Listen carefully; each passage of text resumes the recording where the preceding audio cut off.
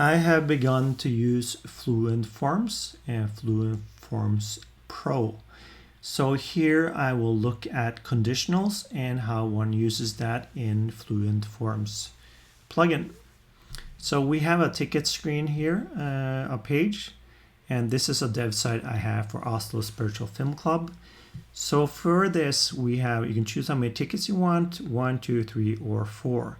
So 1 is default. One sees this and one clicks 2, and another ticket area will show up for email address, first name, and last name. And click 3, the third area will show up, and 4, you see the fourth area show up. So I will show you how I made this, and I will make a new form using this. So here we have the form, and I will go ahead and create a new form and show you basically how I made this. So I will call this, for instance, new tickets,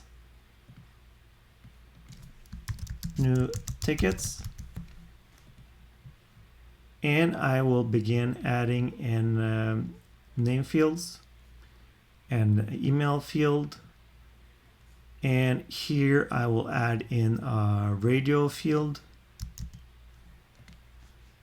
Here I need to add, change this to 1, 2, 3, and 4. I will basically call it choose amount of tickets you need. So I will then, so this will then become the first automatic ticket. So for this, I will also add a container. It will make it easier to the container also groups it. So here we have the container. I will just push this up here. I will drag this into the container as well as the email field.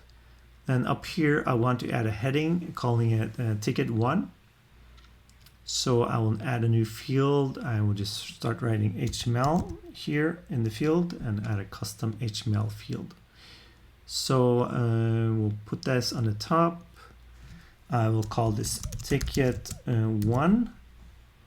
And this I will have as a heading 2 and centered here. So ticket 1. Now we have a group container. So as you see, I hover over and the fields show up. When I go on the edge here, there's no hover over the container, but there is a toolbar that shows up. Because you see the toolbar shows up inside the containers here. And when you hover over the edge, there is a toolbar that shows up. And now you can see I've selected the container. So I will copy this and I will call this then ticket 2. And here I will call this 2, just to make it really clear that this is ticket 2. And the same with email, I will call this 2. So basically we have ticket 2. And again, I will duplicate this for ticket 3. And I'll go in here and write 3.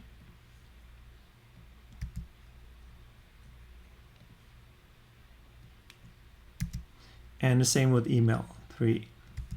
So again, I need to go up along the edge here, click the pencil, be sure that the container is selected. Here it says 1 container. I will duplicate this, and this will then become number ticket 4.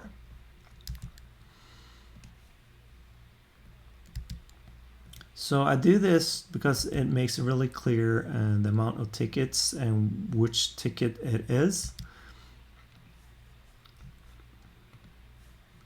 And number 4.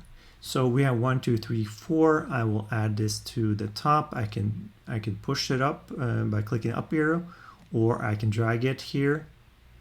And let's see if we get it to the top. it went down again. So let's try this again. I'll just drag a little bit at a time. And the point here is now is get this to the top. There it is. It went inside the container. I will drag this outside if I'm able to do so. And here it is. I drag this now outside the container. So I did this. You see it inside now. And here we see the gray in the background here. There it is. Okay, so we got that inside. And here I will now begin adding the logic. First of all, I will have one as automatic selected, so one will always be seen. And for number 2, we need to add the logic for that. And here, when clicking to add conditional logic and select choose the amount of tickets you need equal to 2. But the same thing I need to add then if when someone chooses 3 tickets, they need to also see number ticket 2.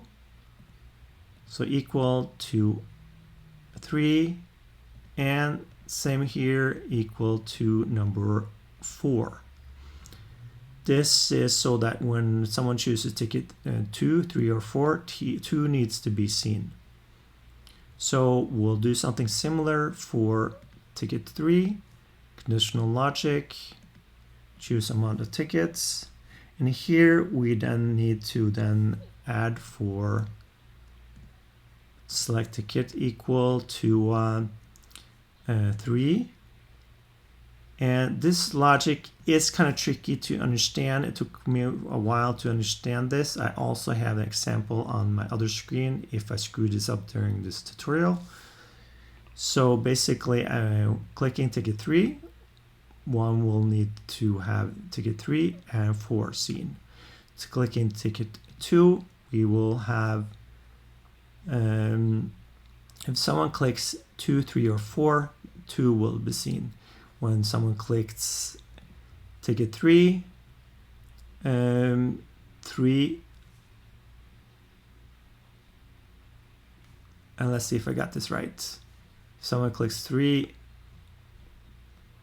or someone clicks 4, I kind of forget this for every time I do this. So when someone clicks 4 here, we need to have 4 be seen. So let's see if I got the logic correctly here. So I'll save the form. I need to then add this into a page for tickets here.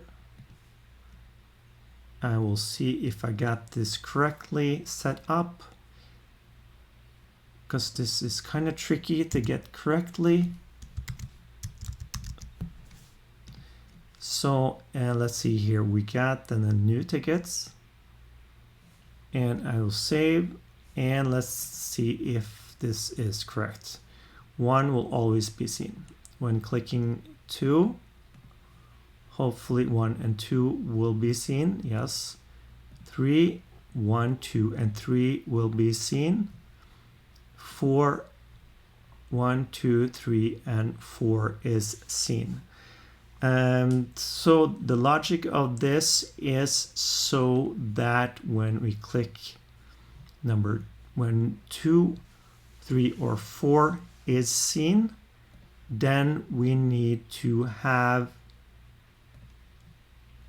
when 2 is clicked, then we need to show 2 or more is clicked, 2, 3, or 4 is clicked, then we need to show 2, right? So when ticket 3 is shown, we need to then show, when 3 is clicked here, we need to have then 3 shown. Yeah. Okay, and logic is correctly here based on this, and clicking 4 needs to be seen. Clicking 4 up here, 4 needs to be seen. Clicking 3, 2 or 3 needs to be seen. Clicking 2, because when it clicks 4, then we need to have all 4 seen. When clicking 3, 1, 2, 3 needs to be seen. Clicking 2, 1 and 2 needs to be seen. So I believe it is working out correctly as I want it set up for this. So basically we looked a little bit at the column and we looked at the conditional and how that works.